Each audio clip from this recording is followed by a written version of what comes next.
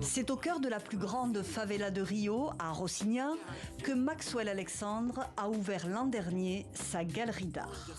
Le plasticien, adoubé par les plus prestigieuses institutions artistiques internationales, a grandi dans ces rues et n'imaginait nulle part ailleurs pour établir son quartier général.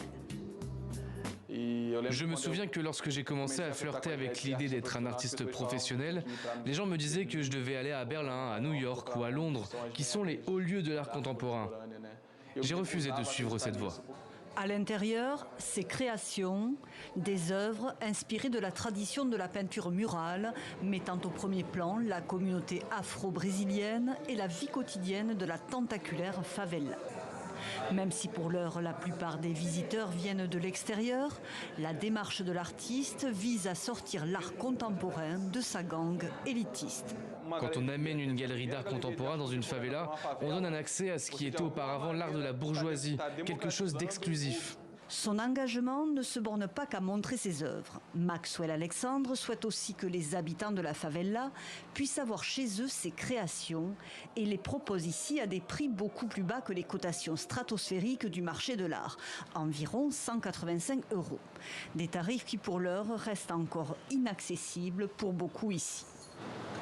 L'art à portée du plus grand nombre, c'est aussi la démarche d'Alan Weber à quelques encablures de là, dans la favela de Cinco Bocas. Le plasticien nous entraîne dans son atelier.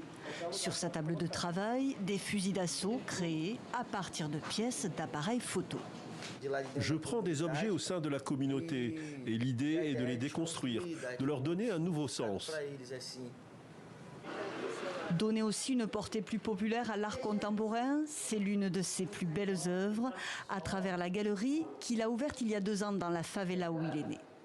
Objectif, exposer des artistes locaux. C'est une belle sensation de pouvoir voir des gens de la favela comme moi exposés au même endroit.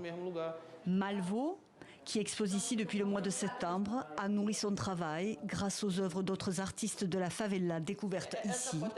De son côté, Alan Weber nourrit le projet d'ouvrir sa galerie à des artistes venus du monde entier.